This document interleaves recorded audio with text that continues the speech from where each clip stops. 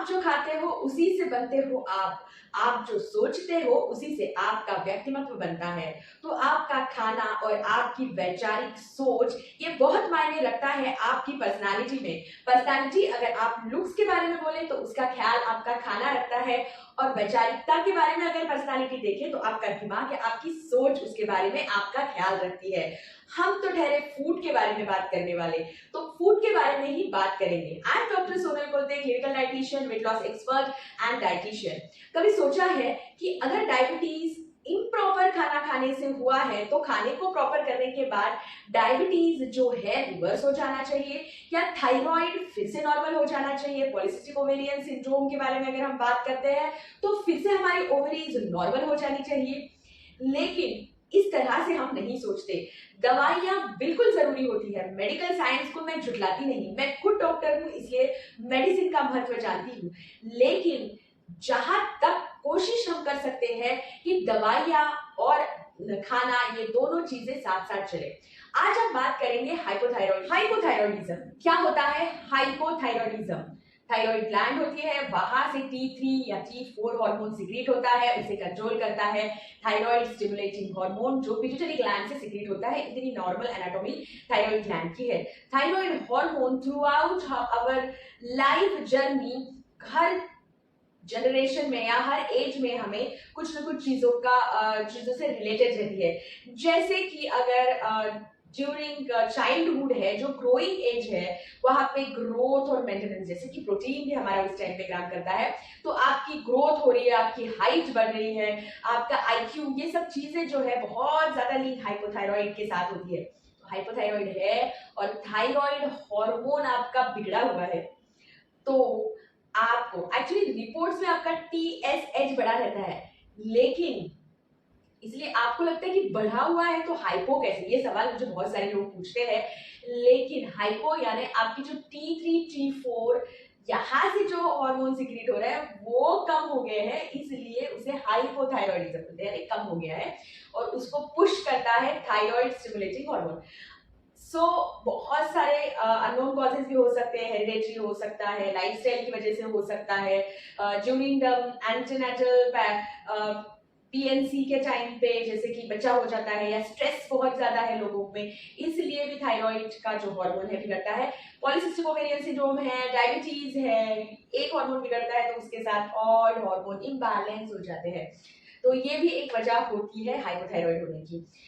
Definitely medicine का भी बहुत सारा रोल है, साइड इफेक्ट हो सकते हैं, ट्यूमर्स हो सकते हैं जो प्रेशर डाल रहे हैं जहां से आपका थायराइड स्टिमुलेटिंग हार्मोन सिक्रीट हो रहा है, तो ये भी एक रीजन हो सकता है। क्या हो सकते हैं साइन एंड सिम्टम्स?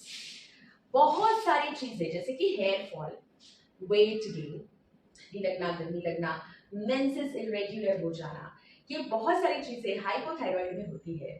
पेन्स भी रहते हैं, भूख नहीं लगती, लेथार्जिक लगता है, all the time you want to sleep, आपको एक्टिवनेस नहीं लगता, थकावट होती है, कुछ भी करने की इच्छा नहीं होती, ये सब जो चीज even the dryness of the skin, आपकी स्किन ड्राई होने लगती है, डल दिखने लगती है, तो फिर समझ जाइए कि कुछ न कुछ inner environment of the body गड़बड़ हुई है, तो हो सकता है आपको थायराइड हुआ है।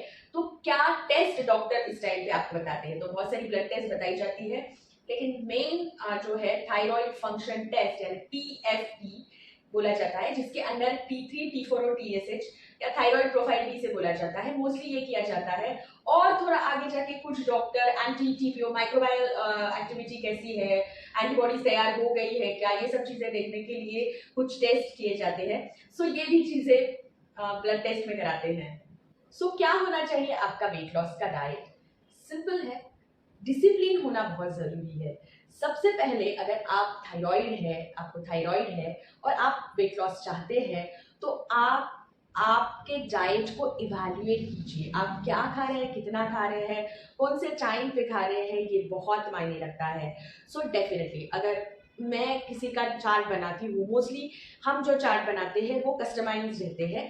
कस्टमाइज यानी हर एक के लाइक्स, डिसलाइक्स, लाइफस्टाइल, रीजन कैसा है उनका, कौन से कल्चर से वो बिलोंग करते हैं, ये सब चीज़ें हमें देखनी पड़ती है। फाइनेंशियली कितना स्ट्रांग है, कौन से टाइप का फूड वो मोस्टली प्रीफर करते हैं, ये सब चीज़ें हर एक डाइटिशियन जब डाइट बनाती है तब देखती है। सो ये एक जनरलाइज फॉर्म्ड है कि मोस्टली इस टाइप का डाइट इंडियन फूड हमारा रहता है। लेकिन अगर इसमें से कुछ चीज़ें आपको सूट नहीं होती या आप खाना नहीं चाहते तो उसके लिए कोई भी ज़बरदस्ती नहीं है। तो सिंपल है, अगर आप आपका डे स्टार्ट कर रहे हो तो पानी से स्टार्ट कीजिए, आपकी मेडिसिन के साथ आपका डे वैसे ही स्टार्ट हो जाता है।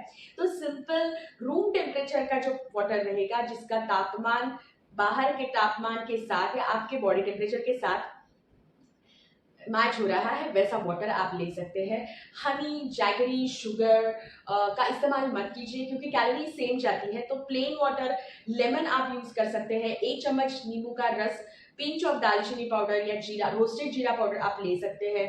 इवन नीम की पत्ती, 1-2 नीम की पत्ती आप इसमें डाल सकते हैं और इसको पुदीना की पत्ती ऐसे डाल के आप ये पानी पी सकते हो। तो एक डिटॉक्स वाटर जैसा आपका बन जाएगा। रात को भी आप नीम की पत्ती, तुलसी की पत्ती इवन एंड पुदीना की पत्ती, लेमन डाल के रख दो तो वो भी वाटर आपका सुबह आप डिटॉक्स वाटर जैसे उसे यूज कर सकते हो। उसके बाद सेकेंड मील जो आपका आता है दैट इज आपका feast of nuts and dry fruits. Second meal is feast of nuts and dry fruits. Mostly बादाम रहेंगे, अखरोट रहेगा। बहुत ज्यादा क्रेविंग अगर आपको स्वीट की है तो आप अंजीर खा सकते हैं 1 और 5 से 6 मनुका आप ले सकते हैं। तो ये आपका दूसरा मील रहेगा। तीसरा मील जो है आपका ब्रेकफास्ट। आपका ब्रेकफास्ट मोस्टली स्किप मत कीजिए। ब्रेकफास्ट में मोस्टली दालें हो सकती है, अगर आप नॉन वेजिटेरियन है तो एग हो सकता है।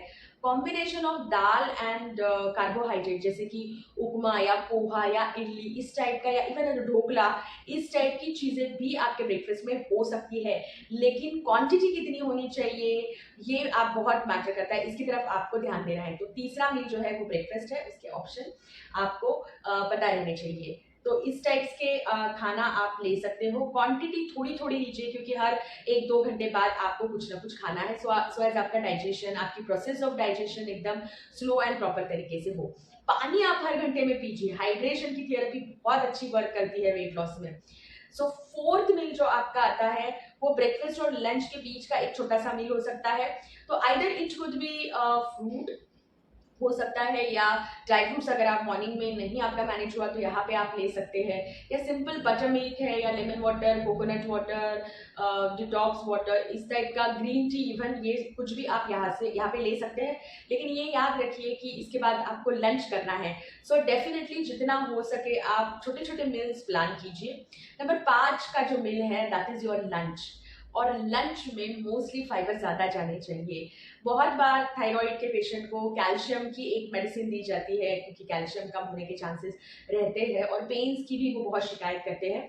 तो कॉन्स्टिपेशन होने के चांसेस ज़्यादा रहते हैं, इसलिए जितना सैलेड्स आप कंज्यूम करेंगे उतना आपके लिए अच्छा है। सो लंच, ब्रेकफास्ट और डिनर तीनों मील में आप सब्जियां रखिए। पूरे दिन भर में आप अगर 400 से 500 ग्राम सब्जियां भी खा रहे हैं तो वो आपको बहुत हेल्प करेगी, आपकी स्किन ग्लो करेगी, आपका वेट लॉस होगा, यू फील गुड एंड पेट भी साफ होता रहेगा, डाइजेस्टिव सिस्टम आपकी बहुत अच्छी रहेगी। सो लंच में आप वैरायटी ऑफ रोटीज रख सकते हैं जैसे कि जवार, बाजरा, रागी, दलिया इवन आप रख सकते हैं, राइस एक टाइम पे कोई भी एक सीरियल आप लीजिए। मिक्सिंग ऑफ सीरियल और मिलेट्स जो करते हैं वो मत कीजिए। एक टाइम पे एक ही सीरियल या एक ही मिलेट्स आप ले सकते हैं। दाल लेना बिल्कुल बिल्कुल मत भूलिए। दाल सब्जी रोटी या दाल सब्जी राइस, ये एक अच्छा कॉम्बिनेशन रहेगा। इवन सैलेड्स आपको खाने के पहले खाने हैं, फिर उसके बाद आपको लंच करना है। एक कटोरी कर्ड भी आप ले सकते हैं, कर्ड भी बिल्कुल लीजिए क्योंकि कर्ड प्रीबायोटिक प्रोबायोटिक ये काम करता है, आपके गट को, आपके डाइजेस्टिव सिस्टम को बहुत अच्छा रखता है। तो डेफिनेटली इसको जरूर खाइए। फिर 6th मील आता है। हम बहुत छोटे छोटे मील्स खिलाते हैं तो शायद 10-11 बार हम बोलते हैं आपको खाइए, तो हो सकता है पंपकिन सीड है, फ्लेक्स सीड है या सौंफ है, इस तरह का कुछ आप खा लो। फल अगर आपने मॉर्निंग में नहीं खाया है तो यहाँ पे आपका फल हो सकता है। रात का खाना जितने जल्दी आप फिनिश कर सकते हैं, 7 के पहले, अंधेरा होने से पहले, सूरज ढलने से पहले बिल्कुल आप ले सकते हो। बिल्कुल लाइट खाना रात को रखिए, जिससे कि आपको सोने जब जाते हैं तो कोई भी दिक्कत ना जाए और आप हल्का फील करें, रात की नींद आपकी अच्छी हो जाए। तो जितना जल्दी 7 बजे के पहले आप आपका लंच, जो आपका 7th मील है, उसको फिनिश कर दीजिए। और रात के सोने के टाइम पे 1 कप हल्दी का दूध जरूर लीजिए। हल्दी बहुत गुणकारी होती है, एंटी इंफ्लेमेटरी रहती है।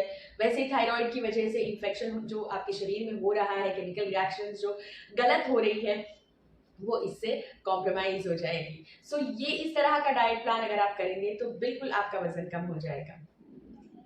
थायराइड में क्या ना खाए, ये भी बहुत मायने रखता है। बहुत सारी खुद की थ्योरीज, अलग अलग लोगों के मिथ्स और रिसर्च भी बहुत सारे हुए हैं। सो मोस्टली थायराइड, हाइपोथायरॉयडिज्म में मोस्टली कुछ चीजें या गाइट्रोजिनियन, जिनको बहुत ऐसे बड़े बड़े गॉइटर हो जाते हैं, उनके लिए ये चीज होती है। जैसे कि soybean, cabbage, cauliflower, even broccoli, ये भी नहीं चलेगा। मूली नहीं चलेगी। सो ये इतनी जो चीजें हैं वो गाइट्रोजिनियस मानी जाती है। ये जो थायराइड का प्रोडक्शन है इसको हैम्पर कर देती है, या थायराइड की जो मेडिसिन है उसको प्रॉपर तरीके से एब्सॉर्ब नहीं होने देती है शरीर में। इसलिए ये चीज़ों को आप अवॉइड कीजिए, या इनकी जो फ्रीक्वेंसी है या इनको अवॉइड कीजिए। कच्चा या रॉ खाना, पका के आप इसको एक आध बार खा लिया तो कोई बहुत ज़्यादा फर्क नहीं पड़ता, लेकिन फ्रीक्वेंटली आपको इसको खाने में नहीं लेना है। और एक चीज़ ये हो गई चीज़ें, स्वीट्स, जितने स्वीट आप अवॉइड करोगे और जितना आप नहीं बोलोगे मीठी मिठाइयों को, उतना आपका वजन कम होगा और अल्टीमेटली आपका थायराइड भी कम होगा। सो ये चीज़ें ध्यान में रखिए। पानी भरपूर पीजिए, खाने के टाइमिंग्स की तरफ ध्यान दीजिए, एक्सरसाइज कीजिए। जब भी एक्सरसाइज की बात आती है मुझे याद आता है हमारे पास कोई योगा टीचर रहा करते थे, तो वो हमेशा बताते थे कि जब भी थायराइड की बीमारी आपको होती है तो मत्स्यासन, सर्वांगासन, भ्रमरी प्राणायाम, ये आपने करना ही चाहिए। उसके साथ आप एक्सरसाइज में jogging, brisk walking, stretching exercise बिल्कुल कर सकते हैं। ऑल टाइप ऑफ एक्सरसाइजेज आप थायराइड में कर सकते हैं। हाइपोथायराइडिज्म में जितनी एक्सरसाइज आप करेंगे उतना आपका मेटाबॉलिज्म बूस्ट होगा, और मेटाबॉलिज्म बूस्ट होगा तो थायराइड ग्लैंड धीरे धीरे एक्टिव होना चालू हो जाएगी। क्योंकि सेडेंटरी लाइफस्टाइल की वजह से आपको ये चीजें या ये मेटाबॉलिक डिसऑर्डर हुए हैं, तो उसको अगर रिवर्स करना है तो आपको आपकी सेडेंटरी लाइफस्टाइल छोड़नी पड़ेगी। सो डेफिनेटली ये वीडियो कैसा लगा इसके बारे में हमें जरूर जरूर जरूर बताइए। आपके कमेंट्स का मुझे हमेशा इंतजार रहता है। आपके कमेंट्स मुझे एनकरेज करते हैं नए नए अच्छे अच्छे वीडियोस बनाने के लिए, और अच्छी अच्छी इन्फॉर्मेशन आपको देने के लिए मैं बिल्कुल पढ़ने के लिए तैयार हूँ। सो कमेंट कीजिए, शेयर कीजिए और लाइक कीजिए। सब्सक्राइब अगर आपने नहीं किया है तो प्लीज सब्सक्राइब कीजिए।